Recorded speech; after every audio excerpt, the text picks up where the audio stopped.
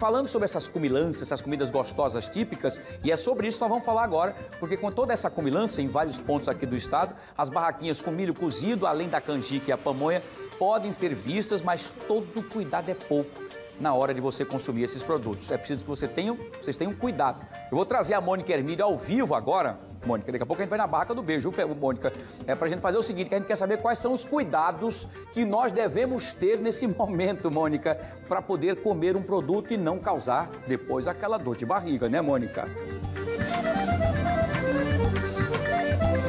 Pois é, Wilson, no São João, né, além da dança, dos fogos, as fogueiras, uma coisa que nordestino que a gente ama fazer é comer, né? Comer muito. E é cada comida mais gostosa do que a outra, né? Tem bolo, tem canjica, tem pamonha. Eu sou louca, apaixonada por pamonha, viu?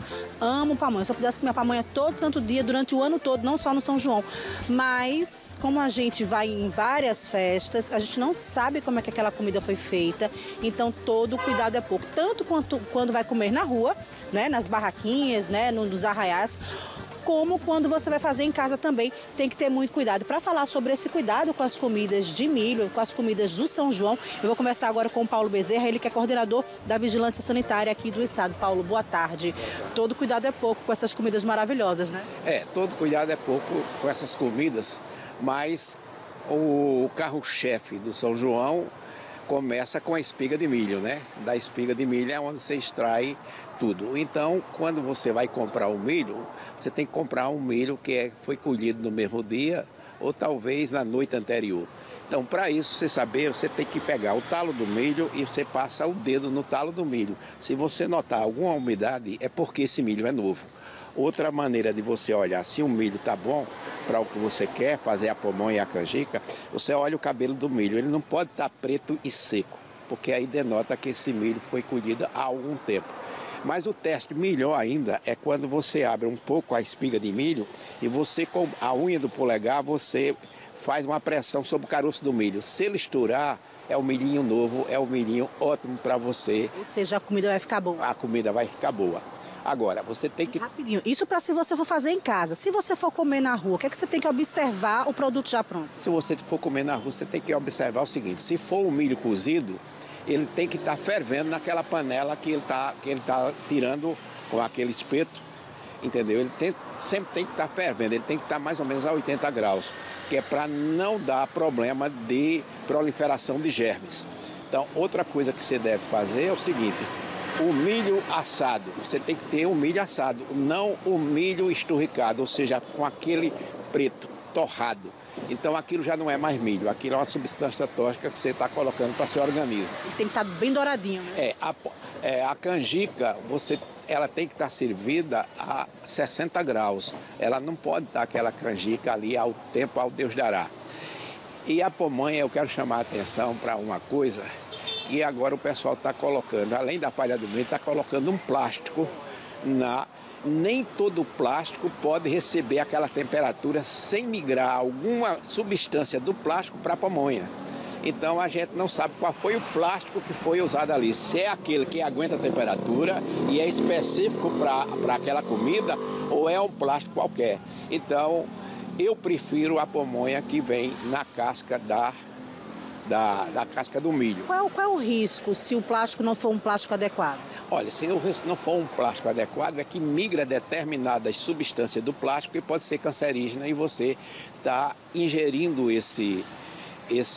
essa substância estranha ao seu organismo, que não é uma substância para você ingerir.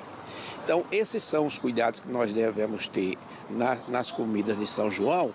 Agora, a principal coisa para quem vai se divertir é quando você chega a olhar o aspecto higiênico do palhoção. Se ele está com aspecto higiênico, as pessoas estão com o EPI completo, ou seja, a vestimenta, a touca, o avental e tal, então você já fica mais tranquilo, porque se ele não tem higiene com ele mesmo, imagine com os produtos que ele está vendendo.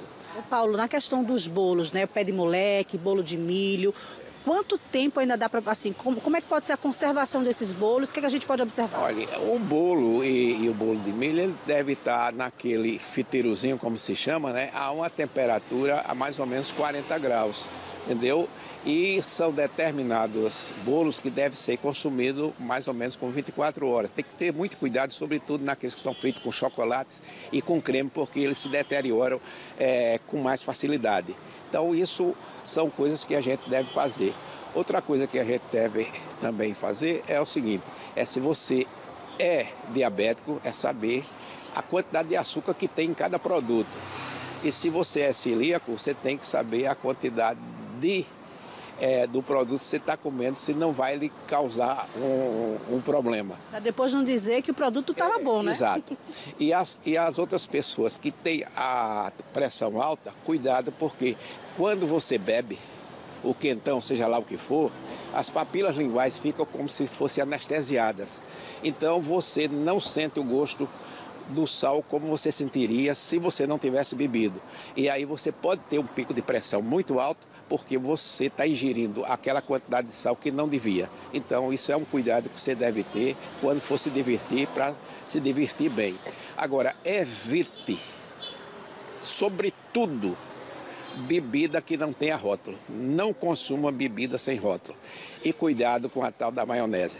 A maionese, nesse caso, tem que ser industrial. Porque a maionese caseira, a maioria dos ovos vendidos no mercado, 95% ou mais, eles são contaminados. E aí você diz, mas por que o pessoal consome o ovo se é contaminado? É porque a bactéria que tem naquele ovo, ela é muito sensível ao fogo. Quando você cozinha o ovo ou assa o ovo, acabou. Agora, a maionese é feita de ovo cru. E aí você leva o germe. E aí muita gente, às vezes famílias inteiras, tem um surto de diarreia que pode ser grave. Sem saber o porquê. Paulo, muito obrigado. Conversei com Paulo Bezerra, coordenador da Vigilância Sanitária do Estado.